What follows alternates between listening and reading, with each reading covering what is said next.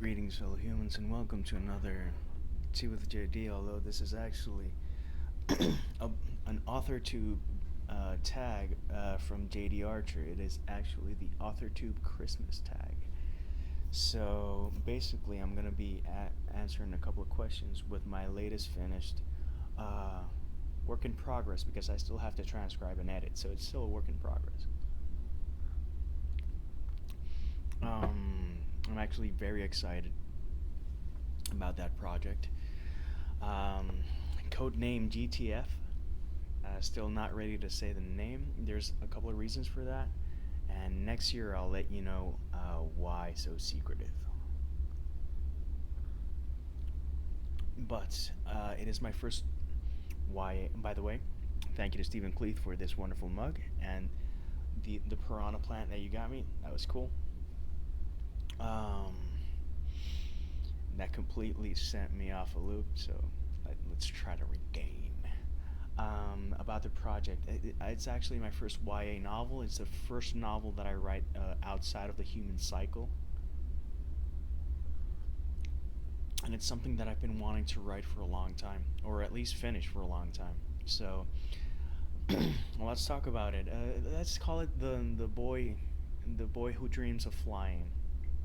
That's not the name, but and that is what the story is about. So let's answer a couple of questions because a lot of people have been asking me about that project, and this is an interesting way of offering some new information.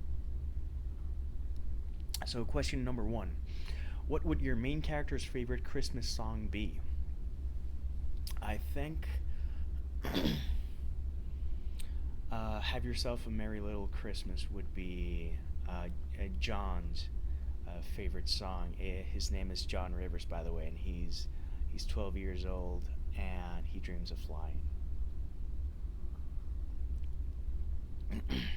You would ask, why not Rudolph the Red-Nosed Reindeer or something else where you can hear the sleigh bells ringing? The thing is that this project, I thought it was going to be a lot more whimsical and fantastical and more on the lines of the daydreams on the Sherbet Shore, but it's actually a lot more human um, than I thought it was going to be. And that's why you have yourself a Merry Little Christmas, because that's my favorite Christmas song, and John and I share a lot of favorites. Pick one of your favorite characters. What would be on their Christmas list? Again, John Rivers.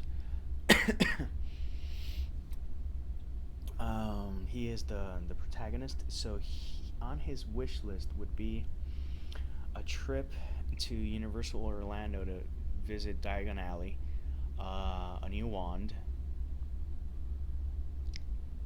Quidditch gear because he already has his Nimbus 2001, uh, another boomerang because he actually does have a boomerang, and just time with his parents. He gets along quite well with his parents, which I think is a nice thing to see once in a while. Question number three: which one of your characters as an adult would still believe in Santa Claus? Definitely Fight Otstein. Fight, uh, written Faet, is a character that's going to appear in many of my stories because he is the literary incarnation of me. If you've read this Daydreams on the Sherbet Shore, I appear there as JD. But Fiat is my writing mind, and he will always believe in Santa Claus and magic and all the wonderful things that make fiction as real as it is.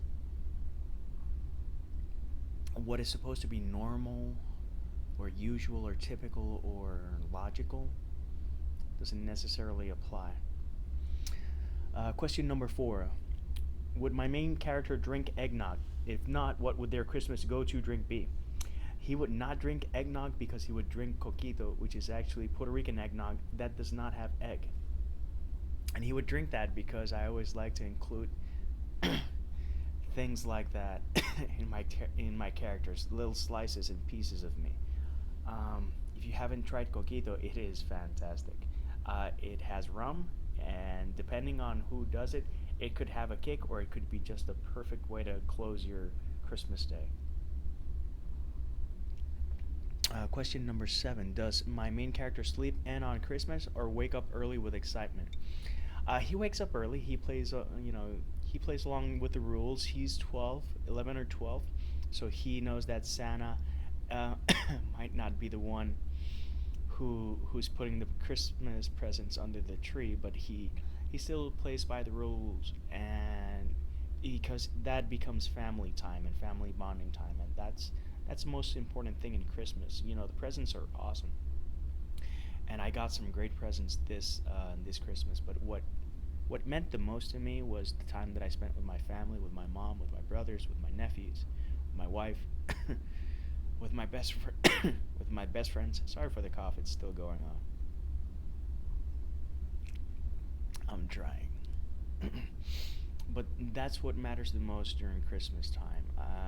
The gifts that I've gotten from friends that are either overseas or thousands of miles away is a way for us to connect. And although I truly cherish the gifts that I got from California, Canada, and other places, what means the world to me is that contact and the way that we connected.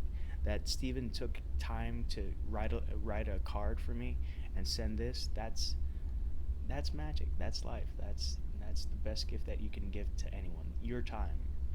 Um, because this isn't just material. This is someone who knows me and got me something that really resonates and makes me smile. And no matter how many times I pick up this mug and other mugs that I've been given by people and friends from different places, or socks that I wear, or shirts, t-shirts that I wear, or anything. It's the thought behind it, and it is, sure you're gonna get use out of it, but that they were so cool to know exactly what to get you to make you smile, and that you can wear or use or drink from. I like that. I like that a lot. Or read from. I got a lot of books. Um, Although I got a lot of books from a lot of people, I really have to give a shout out and thanks to Nadia Fortuna. And I say it that way because she's Italian descent and it has to have some sort of accent. The book haul that she was kind enough to send along was wonderful. And I'll be doing a video on that book haul and on the book haul that I did when I went to Puerto Rico and I raided Mom's library. So, going back to this, because I digress.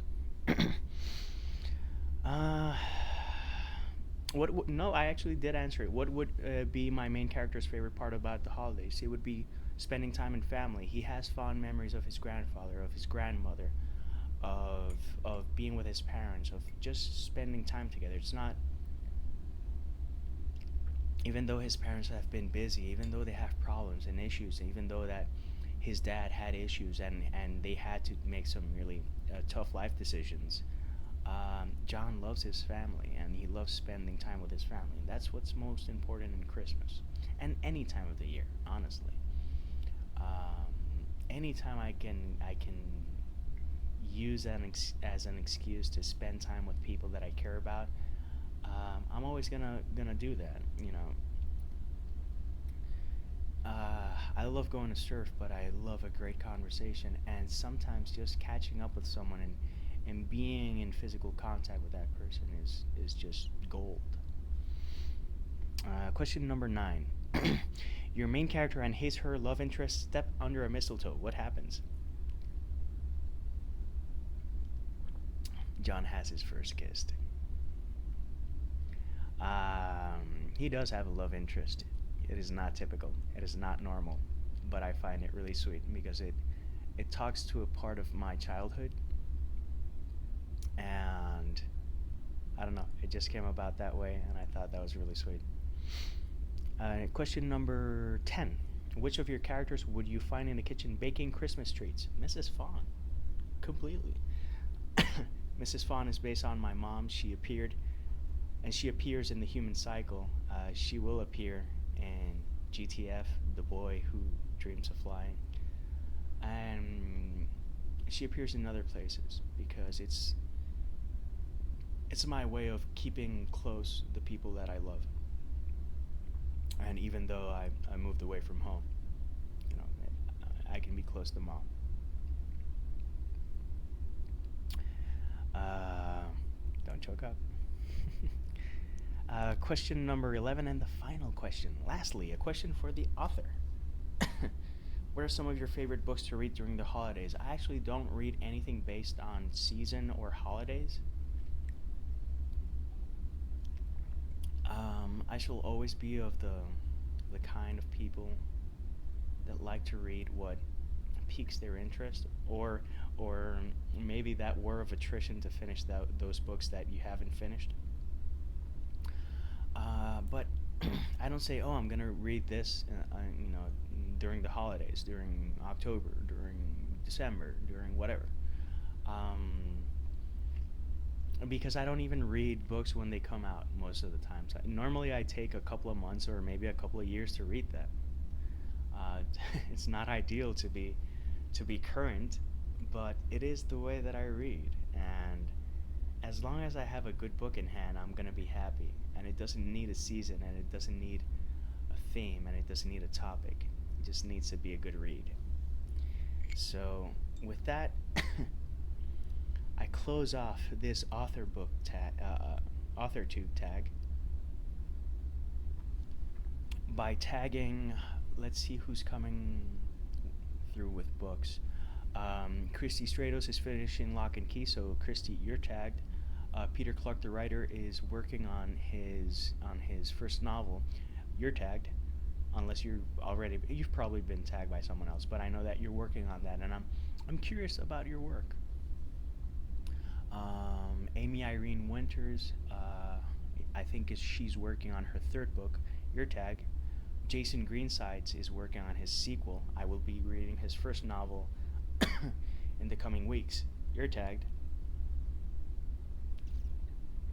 And I'm not sure who else is gonna be releasing something in 2017. So if you're releasing something and we know each other, and first off, I don't know, please let me know so I can let people know. And second off, by all means, do this tag and tag me and say that I'm a silly idiot for not knowing that you had a book coming out this year. So until next time, peace, love, and Maki rolls. And by all means, I will link JD's video. Check out his channel. He's a cool guy. And if you like my videos and anything, by all means, subscribe, click like, let people know. I know I should do this at the beginning of the video, but this is when I remember. And before the year closes, I'm going to do another video. So for now, cheers.